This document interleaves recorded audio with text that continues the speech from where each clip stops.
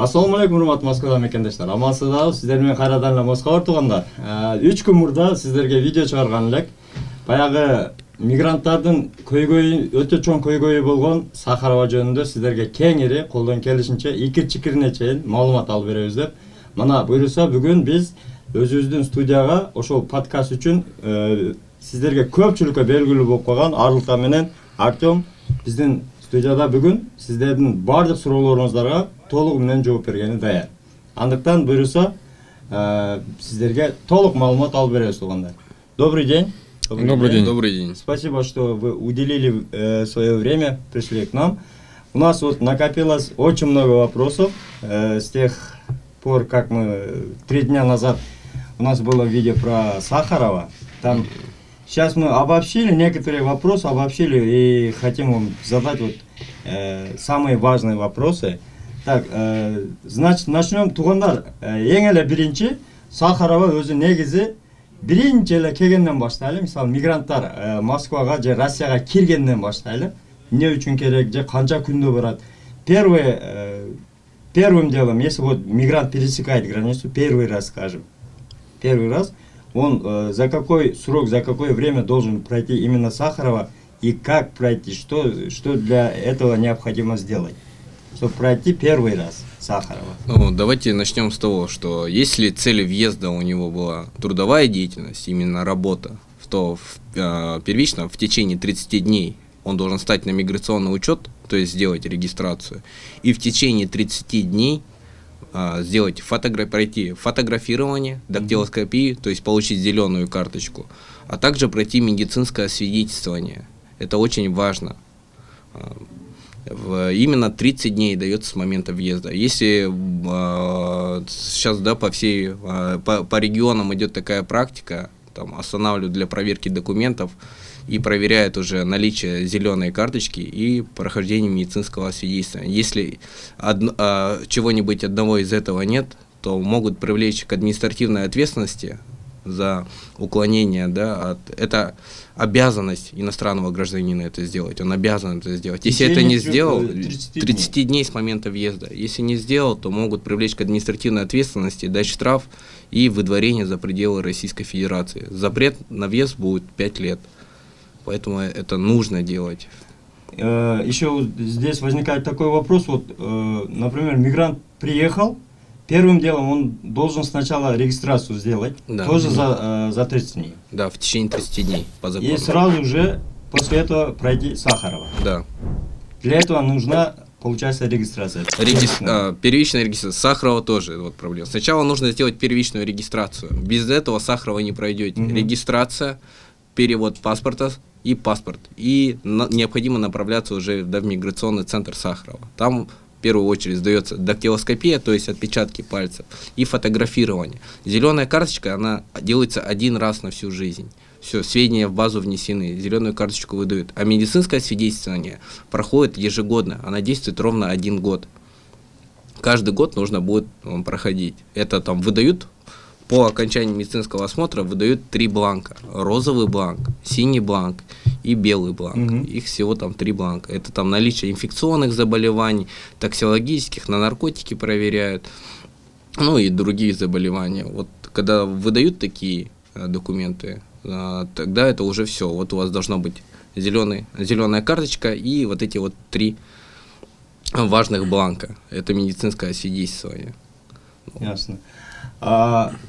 Еще вот смотрите, получается, если в течение 30 дней вот, иностранный гражданин не успел, скажем, не успел пройти, или там в данный момент мы уже знаем, что за месяц регистрацию сделать очень сложно, да, вот за месяц, за 30 дней. Там, если заранее он сдал, все равно иногда выходит там за 1,5, за 2 месяца. Вот. Как в этом случае сделать? Ну, московские власти пока еще лояльно относятся к прохождению дактилоскопии, фотографирования медицинского свидетельства за пределами 30-дневного срока.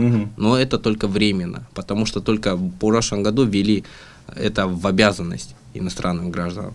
Но в скором времени, потому что в других регионах уже привлекают за это к административной ответственности, обкатают всю эту практику на регионах, потом это придет в Москву. Я думаю, уже в следующем году, в новом 2024 году, будут уже и в Москве привлекать. В Питере уже есть такое. Да, потому что в Санкт-Петербурге уже началась такая, да, практика, уже идет. И в скором времени дойдет это уже и до Москвы. А это самостоятельное основание для выдворения, непрохождения вот этих вот, невыполнения этих обязанностей. Это, ну, все иностранные граждане имеют, да, определенные права и обязанности. Это вот именно обязанность по закону. Не только граждане Кыргызстана должны проходить, это все иностранные граждане, прибывшие с целью работы. У кого вот стоит трудовая деятельность, да, как цель въезда в Россию, те вот обязаны все это делать. У кого стоит цель учеба, они в течение 3 месяцев могут это делать. 90 дней. Да, 90 дней. Но у кого стоит цель именно въезд работа, те в течение 30 суток обязаны сделать. Здесь нужно еще добавить, что если в течение этого времени не успел сделать, должен покинуть страну и пробыть на родине не менее 90 дней. Это обязательно, потому что могут привлечь как раз за нарушение условий приезда, то есть опять же могут поставить запрет, сократить срок пребывания. Ну, это делается в том срок пребывания, это если нет заключенного трудового договора. Да. Значит, если вот в миграционной карте написано работа, он должен поскорее найти работу и заключить трудовой договор. Получается. Это совершенно, да, тоже тема. Вот все иностранные граждане, особенно граждане Кыргызстана, они думают то, что они могут находиться в России свыше 90 дней, продлив себе регистрацию. То есть вот у меня регистрация на год есть, я могу здесь официально ходить. Нет, режим пребывания гражданина Кыргызстана регулируется действием трудового договора, то есть на срок действия трудового договора. Заключил трудовой договор, все, имеешь право находиться здесь до того момента, пока у тебя действует трудовой договор.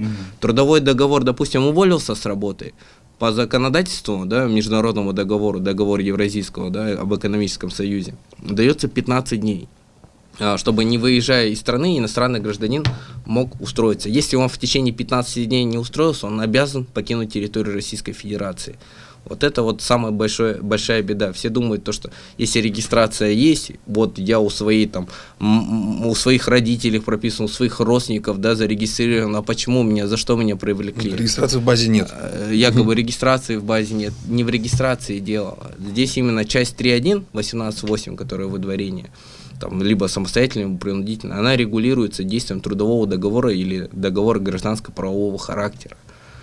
Если он есть заключен и уведомление соответствующее направлено в отдел по вопросам миграции, то привлечение к административной ответственности будет являться незаконным, потому что иностранный, да, гражданин Кыргызстана находится на законных основаниях, потому что трудовой договор, он платит налоги, работодатель за него платит налоги, вносятся взносы в пенсионный фонд, налоговый, он 13% своего подоходного налога платит. То есть это именно называется трудовая миграция. Это вот законный порядок. Понятно. Демек, мына туугандар, мен сиздерге ушул айтылган сөздөрдөн кыскача азыр айтылып кеткен нерселерден кыскача сиздерге мазмунун айта кетейин. Мына көпчүлүк сураган жашыл карта. Сахарага барганда колуңуздарга берген жашыл карта бул постоянно алып жүргөнү боло берет. Бир жолу берилет. Жашыл карта бир жолу гана берилет экен. Ал эми жыл сайын ар жылы бир жолудан барып сөзсүз түрдө медициналык көзөмөлдөн өткөрүшүңүз керек. Медосмотр 1 раз в год. Это обязательно. Биринчи барганыңыздарда ошол бар фотографирование, анан дактилоскопия, бармактын издерин алган бир жолу эле болот. Көк кагаз, жашыл карта берилет. Ошол менен жүрө бересиздер, бирок жылына ар жыл сайын бир жолудан барып медосмотрдан өтүш керек. Эми суроолорго келсек, мына бул жерде саламатсыздар, мен 2022 жылы баргам дейт. Быйыл 10 ноябрда Сахарага бүткөн, кайра барышым керекпи дейт. Демек 10 ноябрда барсаңыз, дагы барып келишиңиз керек. Вот смотрите, здесь такой вопрос. Человек проходил год назад, в 22 году, 10 ноября. Получается, уже месяц прошел. Год и месяц прошел. Как в этом случае сделать?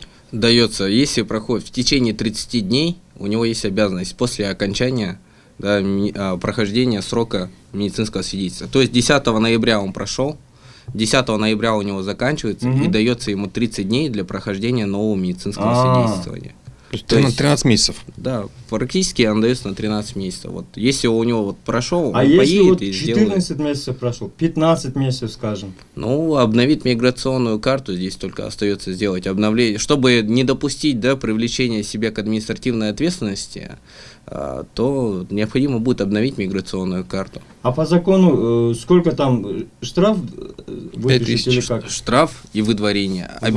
Выдворение в обязательном порядке ставится по такой статье. Это статья 18.11 Кодекса об административных правонарушениях Российской Федерации.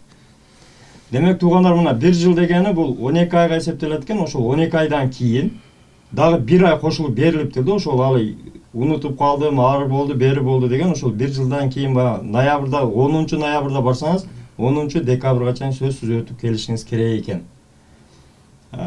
Так, дальше вопросы посмотрим. Барып алсам болобу. Мен Сахаровадан өткөм. Ассаламу алейкум, мен Сахаровадан өткөм, бирок кайра барып жанагы кагазын алган эмесмин дейт. 6 айдан өттү дейт. Барып алсам болобу дейт.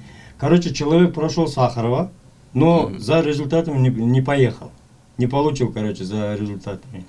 Возможно ли туда поехать заново, вот, получить там? 6 месяцев прошло, говорит. Они хранятся. Хранятся. Да, все документы, одна копия выдается непосредственно, должна быть выданы результаты медицинского свидетельства непосредственно лицу, проходившему это. Вторая копия сохраняется в миграционном центре, который проводил медицинское обследование. Он может поехать забрать, они должны быть там. Если он все полностью прошел.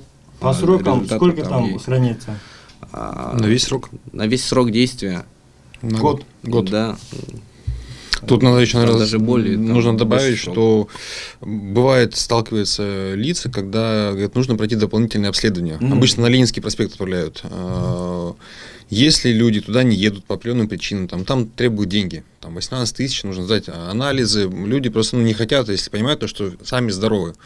Этим, наверное, пользуются тоже либо государство, либо часть лиц должностных, и люди ставят на запрет по распределению бессрочно. То есть на всю жизнь, не только по заболеванию, да даже на подозрение на заболевание.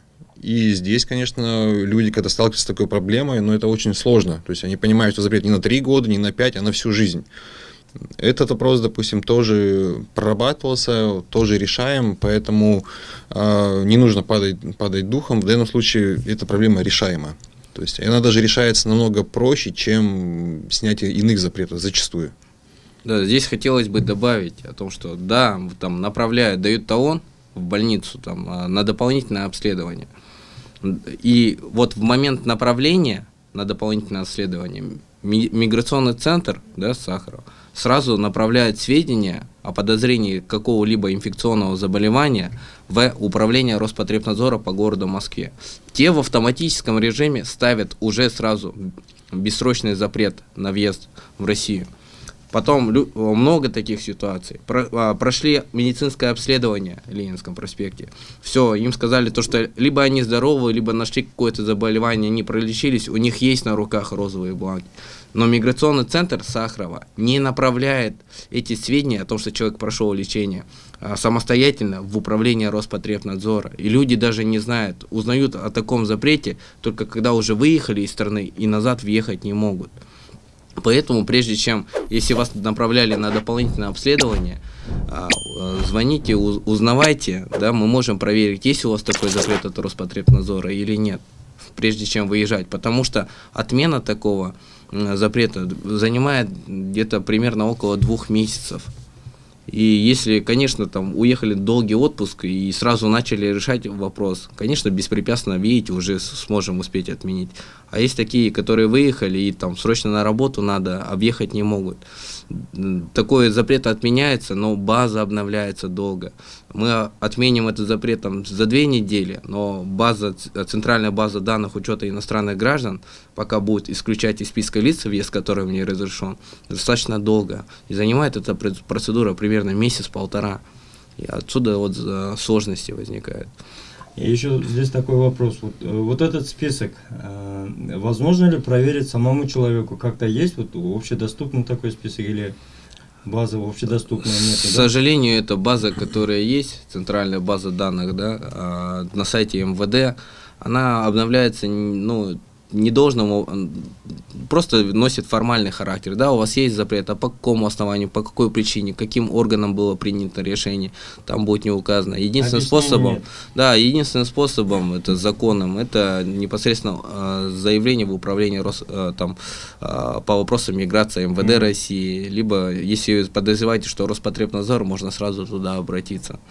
Тем более она еще не всегда достоверная. Да, не всегда достоверная. Проверяли буквально вчера человека на сайте, забили данные, нет запрета. А до этого направили запрос официальный, и там уже запрет стоит.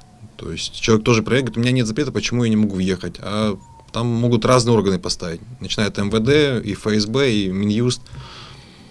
У каждого своя история. База, она ежедневно обновляется. И, конечно, мына тугандар өзүңүздөр уктуңуздар, көптөн бери баягы бизде суроолор бар да, мисалы ошол эле 18 менен кетип, анан Кыргызстанда 3 ай жүрүп, кайра кирсем кирдим, анан кийин чыксам жоголуп, баягы черный списокко түшүп калыппын, эмнеге эми түштүм деген суроолор. Ошол базанын жаңыланышына карап, эгерде токтом постановление чыкса сөзсүз түшөт да.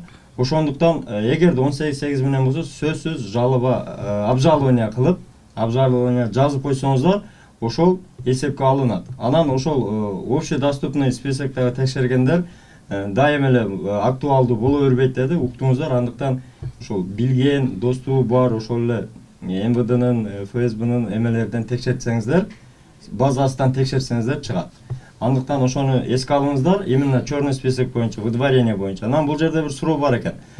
Москванын өзүнөн өтсө болобу биринчи жолу дейт, Сахарованы. А есть возможность, тут спрашивают, в Москве пройти, есть такая возможность, где-то есть такие адреса вместо Сахарова пройти? Нет, только миграционный центр Сахарова. Это специально уполномоченный орган, который наделен проведением медицинского освидетельствования. Всем надо пройти именно через Сахаров. Только через Москва, Сахаров. да? Сейчас Москва, да. Только наделен. Если наделят другим органам, об этом, конечно, обязательно там скажут. Но сейчас вот Сахарова. Это единственный орган, который наделен этими полномочиями. Еще был такой вопрос. Сахарованын көк жашыл кагазына жасагандар бар. Ошолор өтөбү деп. Был такой вопрос. У людей там готовый сахар, вот, карточки зеленые, ну, как бы продают, да, это как бы фальшивка, да, сами делают. Это же не проходит, это фальшивые. Но если вы хотите быть привлечены к уголовной ответственности по статье 327 Уголовного кодекса, конечно, вы можете приобрести это. Но я вам не советую этого, потому что уголовная ответственность никому не нужна. Нужно всего лишь, не надо ничего бояться. Это обычная процедура, которая там занимает всего неделю. Один раз приехали, с вас сняли, через неделю приехали, забрали уже свои результаты. Не надо бояться этого, да, миграционного центра, процедуры прохождения. Это обязанность каждого иностранного гражданина сделать это, пройти. Не нужно выдумывать велосипед, покупать липы. Вот большая, не знаю, почему так люди привыкли. Им проще купить вот эти вот поддельные регистрации, поддельные зеленые карточки и прочее. Но не надо этого делать. Столько уже уголовных дел возбуждено по статье 327 Уголовного кодекса Российской Федерации. Вот Артем Алексеевич уже сколько раз в суде представлял интересы. И помимо того, что их привлекают к ответственности, дают штраф, либо там сажают, им еще на основании приговора закрывают въезд в страну. То есть это уголовное дело, конечно. 200% уголовное дело экен. Андыктан лучше өзүңүздөр барып өткөнүңүздөр жакшы экен. Та, бул жерде мен майдын 21 келгенмин, бирок Сахаровага барбадым дейт. Кайтканымда эчтеке болбойбу дейт. Человек спрашивает, вообще не ходил в Сахарова. Ничего не будет, говорит. Ну, при следующем, конечно, есть, я же еще раз говорю, этот закон есть. Ответственность за это тоже есть, за непрохождение. Если не было, когда в следующий раз будете, да, обновлять миграционную карту свою с новой, обязательно пройдите, сделайте это, потому что ужесточаются миграционные меры, контроль, в связи с тем, что в Российской Федерации находится, да, сейчас проводится специальная военная операция, и в целях безопасности государственного строя России сейчас миграционный контроль усилен. Пристальное внимание. Пристальное внимание, потому что государство хочет знать, где находится каждый мигрант. Если он сделал регистрацию, государство хочет, чтобы он проживал именно как написано в законе. Где проживал, там и был зарегистрирован. Если он приехал с целью работы, чтобы он официально был трудоустроен. Трудовой договор был в базе МВД. Так как это безопасность, необходимо, чтобы безопасный город, да, это также и для безопасности и иностранных граждан делается. Вот сфотографировали, все в базу безопасного города, биометрия, фотография упала. Дактилоскопию сделали, пальчики. Это тоже также для безопасности в первую очередь все делается. Да, не нужно думать, что не это для нужно контроля, думать, да. это не для контроля, это для безопасности как и граждан России, так и иностранных граждан приезжих. Поэтому Москва и является одним из самых безопасных городов, но не то что до страны, а мира, потому что спокойно в любое время можно выйти, и преступления раскрываются достаточно быстро. Быть преступником в Москве невыгодно. Невыгодно, да. Поэтому нужно лишь соблюдать эти мероприятия, и все будет хорошо. Кыргызстан, для граждан Кыргызстана вообще условия пребывания шикарнейшие, лучше и не придумать. Въехал на территорию Российской Федерации, безвизовая страна, 90 дней можешь находиться. Вот если просто приехал погулять, да, все, стал на миграционный учет, гуляй. Но если выехал, все, въехать в Россию можешь только через 90 дней после выезда из страны. Сейчас уже и привлекают вот бесконечные заезды-выезды. Они уже не работают. Все. Полицейские научились составлять административные протоколы. Они смотрят по базе. В период своего пребывания ты находился не 90 дней, а 143 дня. За это могут сразу сделать запрет на въезд в Российскую Федерацию сроком на 3 года. Если находился свыше 270 дней, то уже на 10 лет. Свыше 180 дней до 270, это на 5 лет. Все, запреты, оснований очень много для постановки запрета. Больше 20 даже. Больше 20. Статья 26, 27 федерального закона 114. Если интересно, самостоятельно почитайте, откройте, вы увидите, сколько там оснований для постановки такого запрета. Это нужно делать. Тугандар, мына жерде 6-15-29 деген жаза кетиптир. Бул күйгөндөн жазыптыр, мындай эле суроо эмес экен. Сиздерге сунуш катары. Урматтуу кыргыз эли, мигрант болуп эл жеринден агылбай эле жөн эле жашасаңар болбойбу? Ырыс калладан мейли өзүңөрдү унижать этип, орус чергесинде иштеп, алардын мыйзамына баш ийип, сопу болгончо өз мекениңерде деле иштесеңер болот дейт. Бул деле бир жагдан өзүнүн оюн айтыптыр. Негизи эле мекенде иштегенге эмне жесин, бирок бул жерде деле биз жыргаганыбыздан келген жерибиз жок. Ошондуктан колдон келсе бөтөн жерде негизи эле бөтөн жердин мыйзамын сыйлап, юристтер айтмакчы, киргенден баштап эле колдон келишинче ошол срокторуну, мөөнөттөрүнү убагыда регистрацияны, сахарованы, башка документтерди тактап, өзүңүздөргө сак документке так жүрсөңүздөр, орус чергесинде кыргыздарга өтө жакшы мүмкүнчүлүктөр бар. Негизи ошондой. Ошондо эске алышыбыз керек. Башка мамлекеттин элдерине караганда, эмне Кыргызстандын жарандары Россияда кеңири жүрөт да, үйдөгүдөй эле жүрөт негизи. Главное ушул документти так жакшы кылып жүрсөңүздөр өтө жакшы. Так, андан кийинки суроо. Ассаламу алейкум. Январдын 16-сы бүтөт, бул регистрация жөнүндө сураптыр. 16-сы бүткөн болсо, январдын 10-удан кийин иш башталат, ошондо деле узаткан берсеңиздер боло берет. Саламатсыздарбы дейт. Biz былтыр 22-жыл ноябрда баягыда эле суроо экен. Ноябрда өтүптүр, азыр 1 ай өтсө деле болобу дейт. Эми 1 ай өткөзбөй барганы жакшы экен, бирок өтсө деле бирок барып коюш керек да, сөзсүз барганы аракет кылыш керек экен. Так, былтыры Сахарова барам, быйыл өтпөй эле койсом болобу.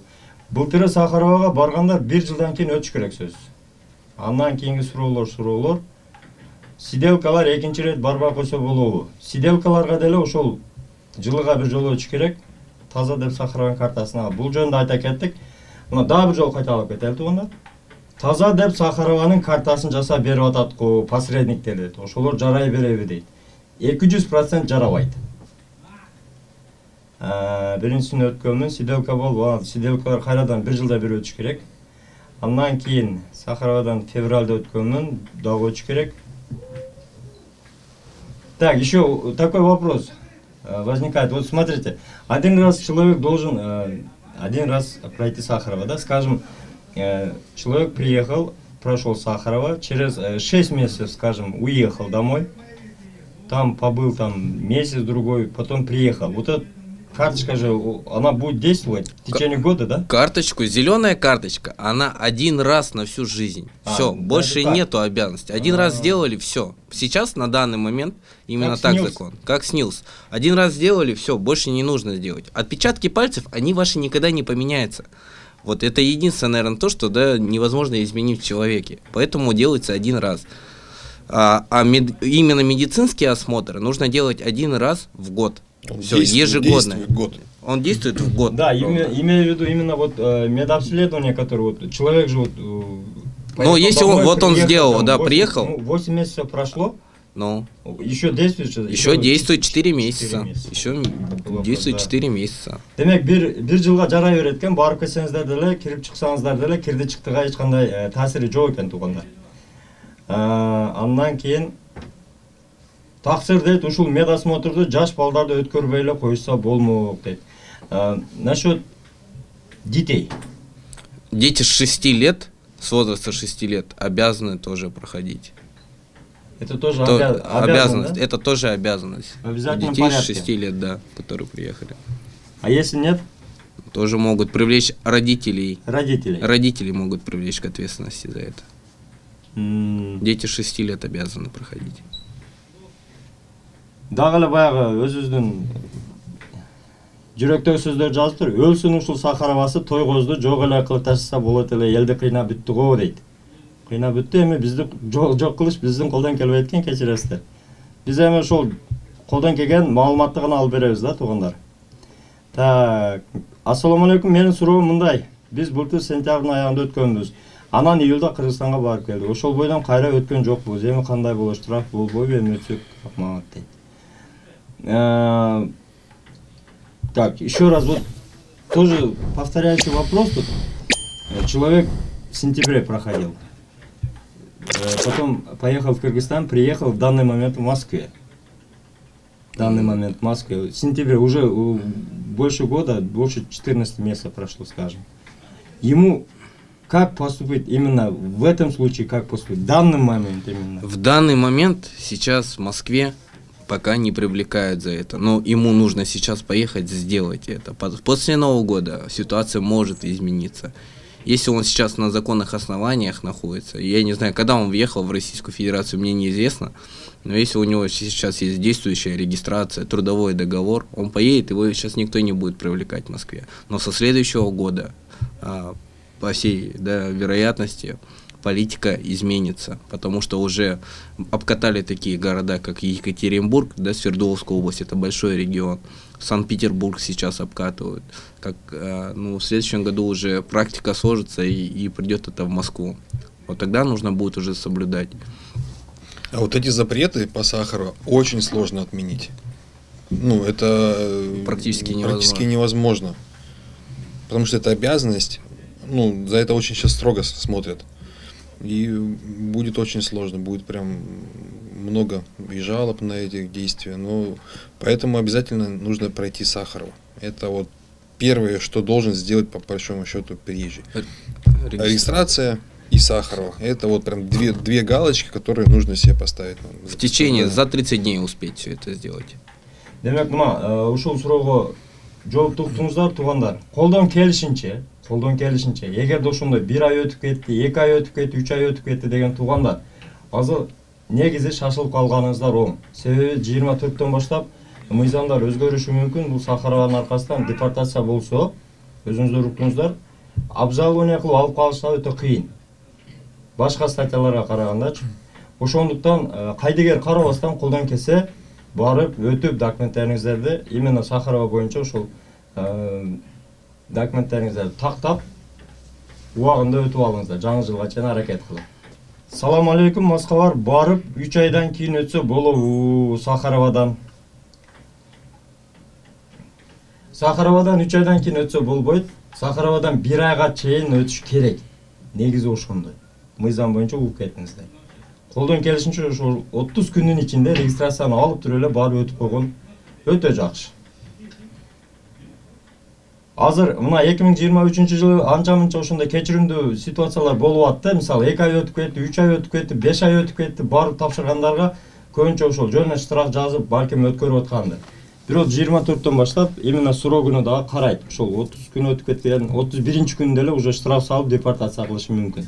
Андыктан кайдагер карабаңыздар. Так.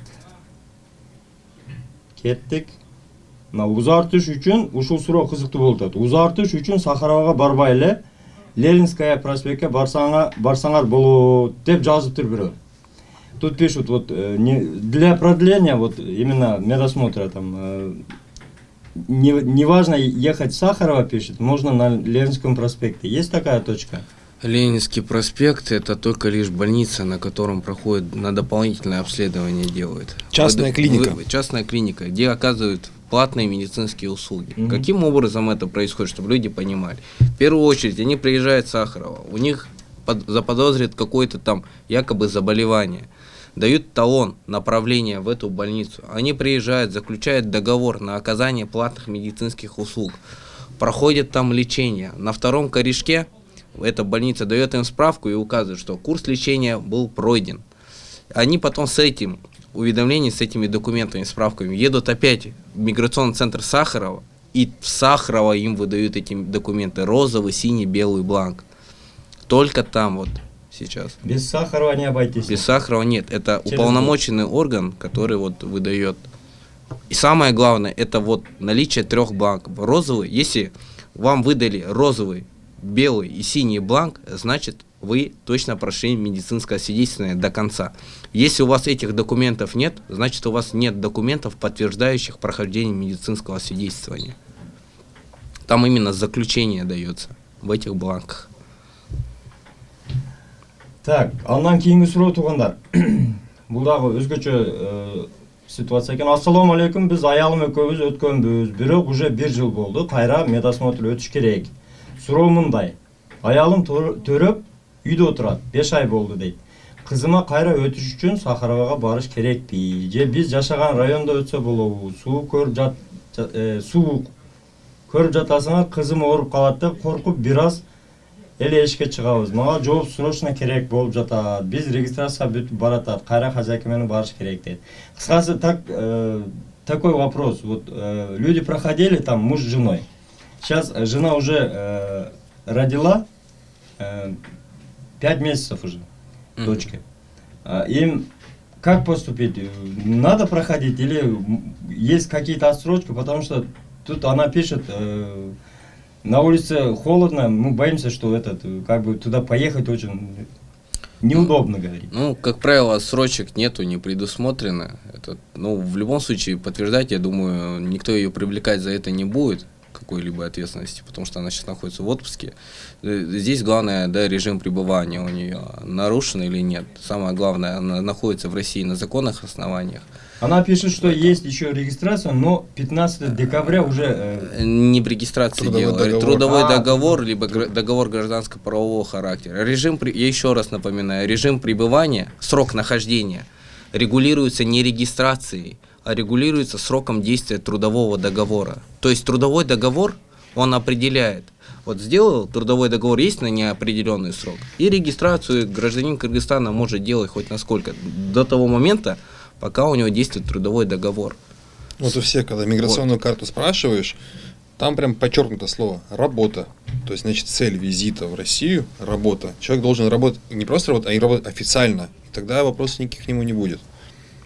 Ни у судов, ни у полиции, ни у кого. Есть 2 вида нахождения. Это заключение трудового договора. Вторая разновидность – это заключение договора гражданско-правового характера. Вот, допустим, я открываю себе самозанятого и работаю на складе Валбериса, либо Озона, где-либо. То есть я работаю, помимо того, что я самозанятый, у меня еще есть договор оферты присоединения, да, там, на складе я осуществляю там определенные работы, там, как кладовщик, либо вообще уборщик, разнорабочий, без разницы. Самое главное иметь вот эти вот документы. И при себе, да, сотрудники полиции даже многие не понимают, что это как. При себе всегда имейте вот эти вот документы. Трудовой договор, желательно справку с места работы о том, что подтверждающий. Если вас административно задержали, составили протокол, да, отправили вас в суд, всегда говорите: я нахожусь на законных основаниях, я работаю, прям в суд приобщайте этот трудовой, скажите, снимите копии, приобщите, это нам легче будет и для обжалования, и суд, если судья будет действительно разбираться в деле, он возвратит этот протокол, либо, да, откажет в привлечении к административной ответственности, ничего не будет.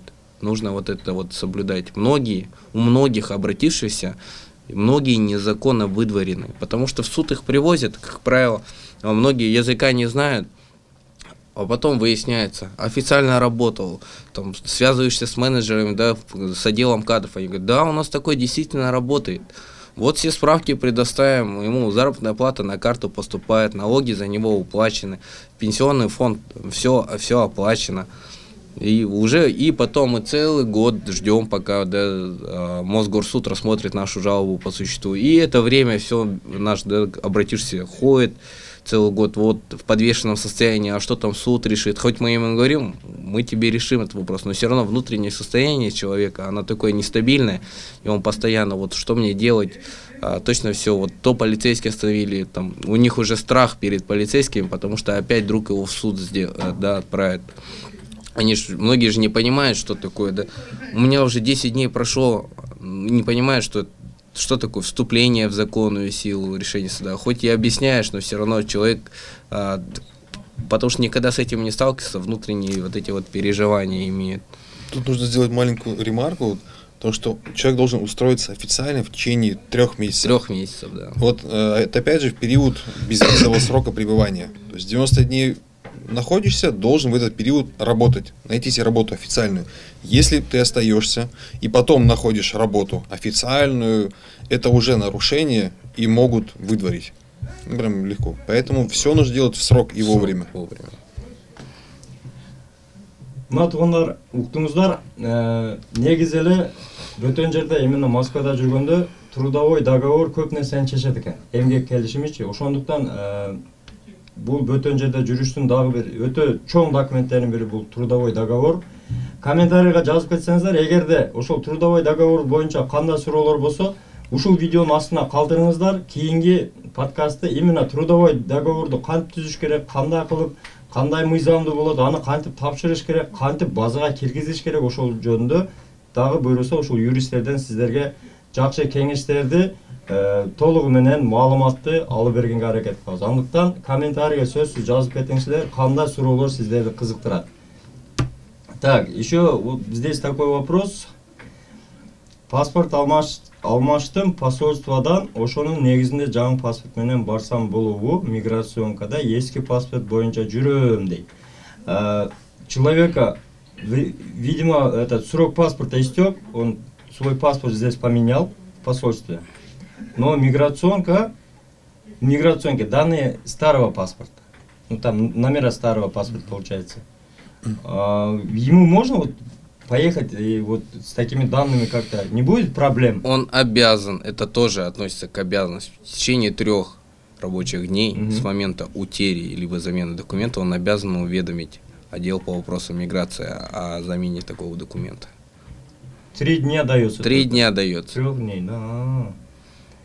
В этом случае он делает, скажем, все на новый паспорт, да, все документы должен сделать, как-то перерегистрироваться, переделывать или как-то там. Персональный номер у него один и тот же будет. Он как вот снился, выдается у вас же также в Кыргызстане. И что на ID-карте, то, что на загранпаспорте, персональный номер один и тот же. Просто необходимо уведомить об этом. Вообще по закону уведомляет, но сотрудники полиции, как правило, уже...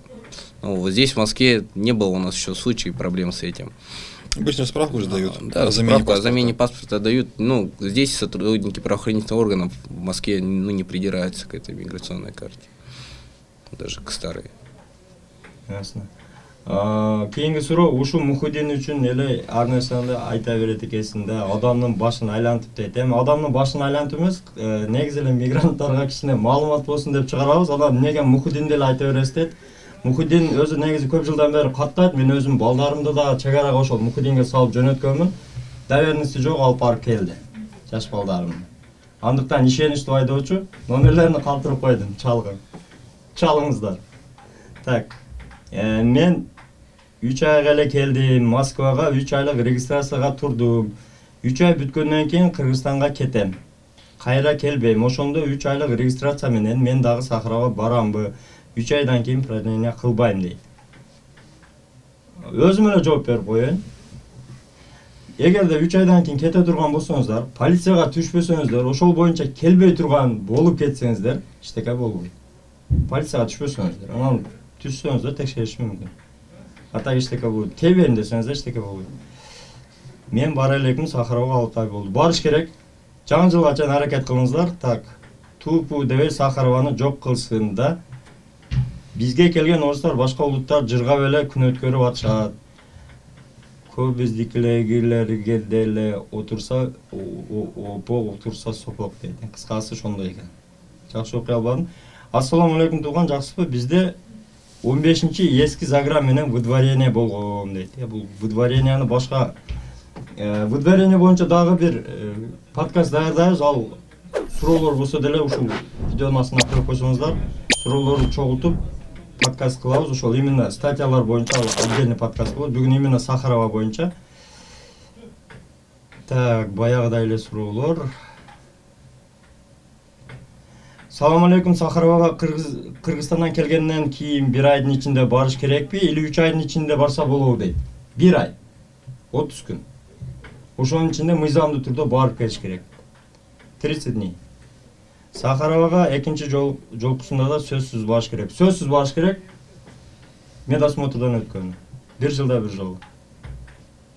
Жаңы келгендер канча айдан кийин барса болот? Айдан кийин эмес, 1 айдын ичинде барыш керек. 30 күн. Ассаламу алейкум, былтыр Сахаровага өткөн, быйыл да өтөсүз. Ассаламу алейкум, эгерде 17 декабрь барсак, анда успех кылбай калабыз, документ тапшырганы дейт. Бул башка маселе боюнча окшойт. Биздин юристтер эмес, эки доста толук маалымат бере албайт. Так что ар бир деп кыскасы бул жерде бирөөлөрдү жамандап салыптыр. Так, Сахаровага жылда барыш керекпи? Барыш керек.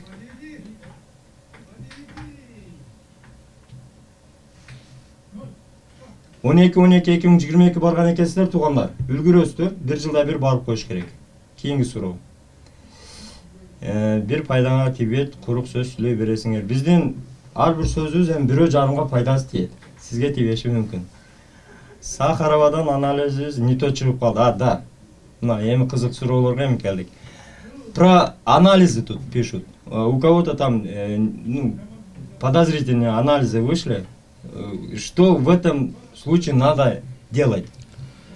Лучше делать. В обязательном порядке делайте. В автоматическом режиме уже будет стоять запрет, да, Роспотребнадзором бессрочный. Нужно пролечиться. Да, если направили на Ленинский проспект, уже с этим, к сожалению, ничего не сделаешь. Нужно пройти, оплатить, пройти полный курс анализов и получить вот это вот бланки все. И эти, если этого не делать, запрет будет однозначно. Это вот 100% запрет бессрочный будет на въезд в Россию. Демек туугандар, мына уктуңуздар, эгерде ал жактан ошол подозрительный ошол жөнөткөн болсо, Ленинский проспект, бул автоматически Роспотребнадзорго кошо жөнөтүлөт экен да. Андыктан жолдо келатып эле барбай койсом да болот деп башка метрого кирген бойдон эме кылсаңыздар, кийин сөзсүз түрдө запретке киресиздер. Өзүңүздөр да билбей каласыздар. Андыктан сөзсүз ошол мыйзамдуу түрдө барып, айтылган жерге көрүнүп, колдон келсе лечение алып, негизи эле ушул нерсени көбү ар кандай карайт да, эми кээ бирлердики туура эмес болушу мүмкүн.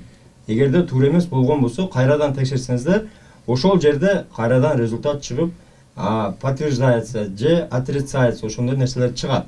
Анан кийин эгерде чындыгында оору болсоңуздар, туугандар, эми өзүңүздөрдүн тууган уруктарыңыздарга жугузуп, башка кылып ары бери болгондон көрө дарыланып алган оң. Негизи ошондой деле бир жагдан караган жакшы. Так, ошондо Биринчисинен өткөнмөн Сахарова, не экинчи жолу Москвадан өтсө болот. Москвада жок экен, только Сахаровадан өтөт экенсиздер. Экинчисини деле, үчүнчүсүн деле баарыны ошол жактан өтөсүздөр. Так. Насчет здесь такой вопрос, суроо бар экен. Кээ бир адамдар Сахаровадан өтпөй эле Подольскийден зеленый картаны алып, медицинадан өтпөй эле регистрацияны проводить жүрүшөт дейт. Подольскийде. Есть такой в Подольске. Через МВД дается тоже. Там тоже можно в Москву проходит вот эта карта, не карта, зеленая карта. Ну, она делается в любом случае, да, регистрация, она вносится в единую базу, независимо. Если разрешено, я не знаю про Подольск, если разрешено ему уполномоченным органам выдавать, это официально. Если это официально, да, государство наделило его таким полномочием, именно тот орган, то, конечно, это используется на территории всей Российской Федерации. Получается, в любом регионе можно сделать вот это зеленое. Делается она в любом случае, да, по месту регистрации. По месту регистрации. В каждом субъекте есть специализированный центр. Специализированный центр. В каждом. И в Петербурге, Екатеринбурге, Владивосток, Ханты-Мансийск. В каждом Тюмень, есть свой. Без разницы. Вот. Демек, эгерде атайын ошондой специальный органдардан өздөрү жасаган жер болгон болсо, ошол эле Подольскийдин МФЦСи же ошол МВДси өздөрү жасаган болсо, демек өтөт экен. Ошол областка бериле турган кагаз болсо. Так, Кутманду кеч дейт.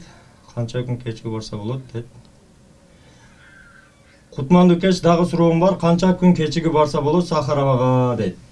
Желательно канча күн кечикпей эле, эртерээк эле барган жакшы, негизи. Эми кечиги барганда штраф болот да. Эми 24-төн баштап булар өтө күчтүү штрафтар болот. Анан сразу выдворениясы менен болушу мүмкүн. Ошондуктан кайдыгер карабаңыз. Так, саламатсыздарбы, Сахарова.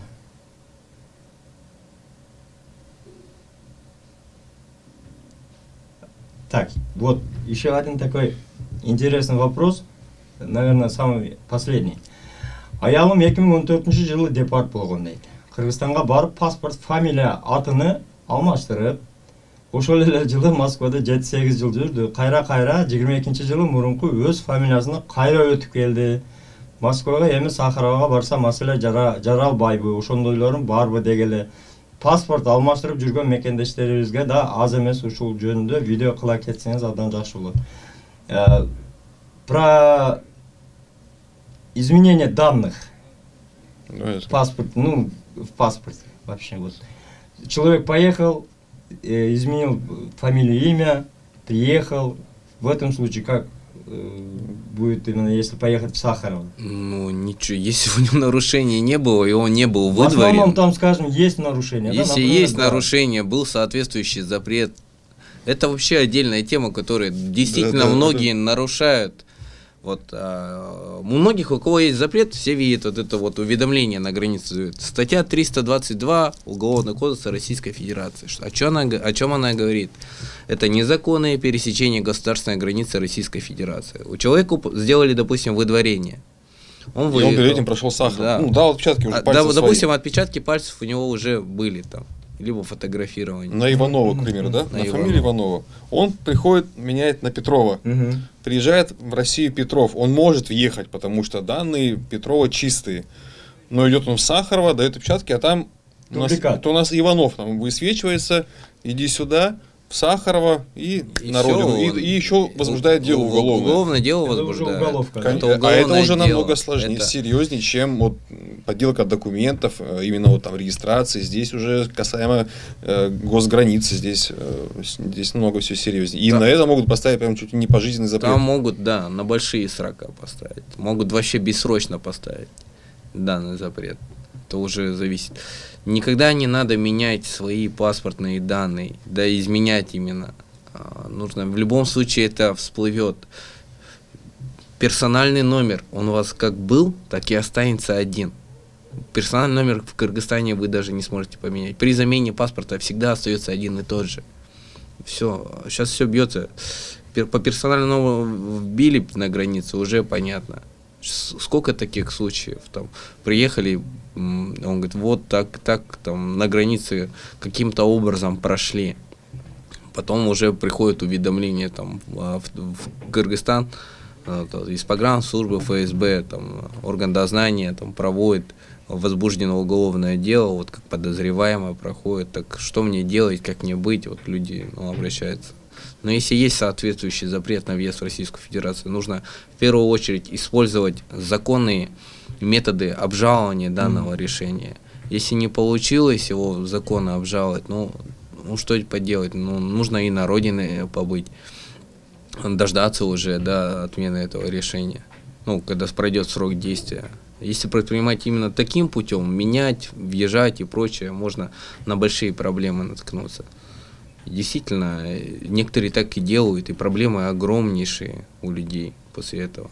Некоторые, на самом деле, реально и семьи здесь. И семьи. И очень сложно. Вот за просто пересечение границы, когда ловят, вот он прошел границу, возбуждает уголовное дело, а у него ни регистрации, ничего, его сажают в следственный изолятор. До того момента, пока суд не рассмотрит его дело.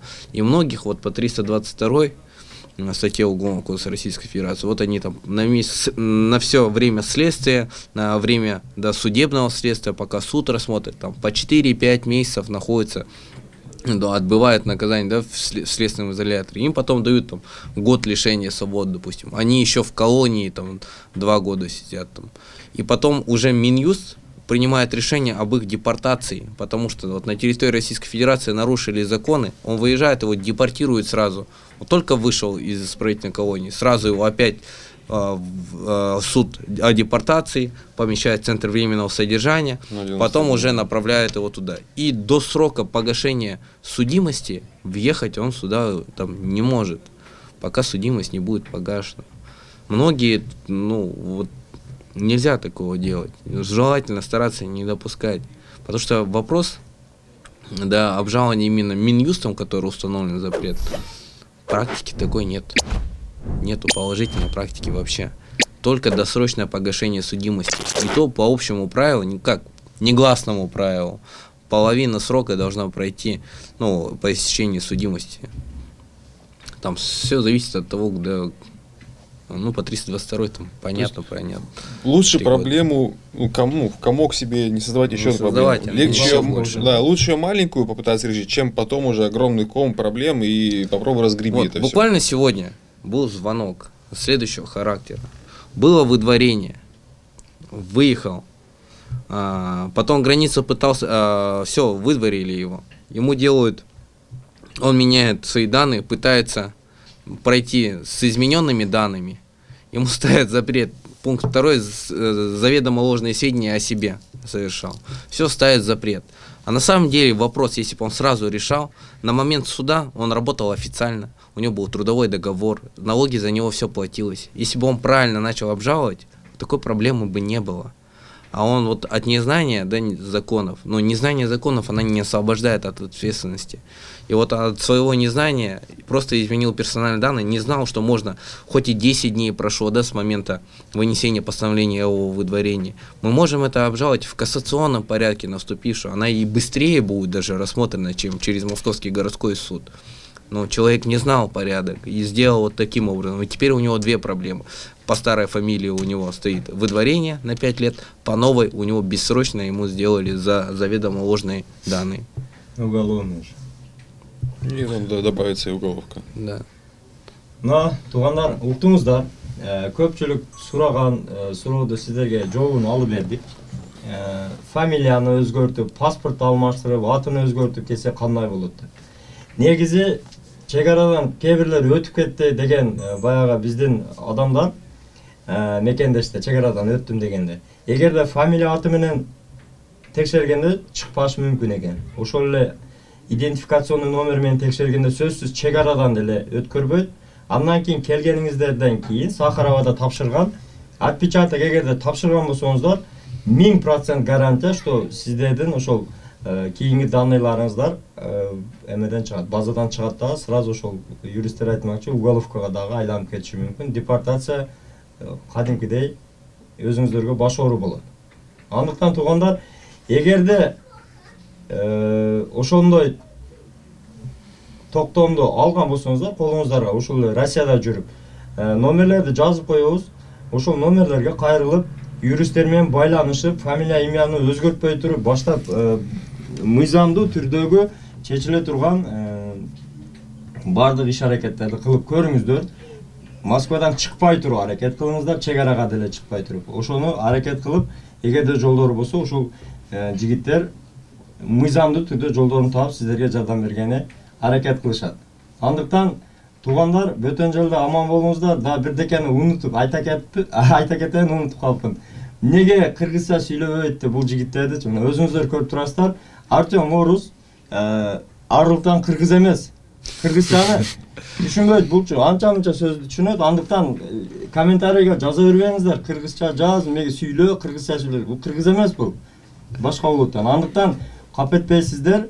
Биз эгерде комментарийге суроолорду жазсаңыздар, ошол суроолорго жараша сиздерге дагы көптөгөн видеолорду даярдаган аракет кылабыз. Анан ушул видеого сөзсүз лайктан басып, көп лайк алган болсо, ушундай видеолорду көп чыгарып турабыз туугандар. Андыктан бөтөн жерде аман болуңуздар. Иван, большое спасибо, что уделили время. Спасибо, что позвали. Да, спасибо, что позвали. Сегодня охватили такую небольшую часть, да, запретов. Но надеюсь, информация будет полезна, она очень важная, особенно для тех, кто приехал здесь, да, находится, работает, чтобы не было вот этих вот проблем, да, от незнания законов. Лучше быть проинформированным, сделать все вовремя. И да, нет у российского государства цели там. Кыргызстан — это дружественная страна, которая входит в договор Евразийского союза. Есть определенные правила, которые нужно следовать. Если следовать этим правилам, то проблем, да, у жителей, у граждан Кыргызстана в Российской Федерации никаких не будет. Соблюдать, и все будет. Четко. Да, все будет четко. Спасибо вам, спасибо большое.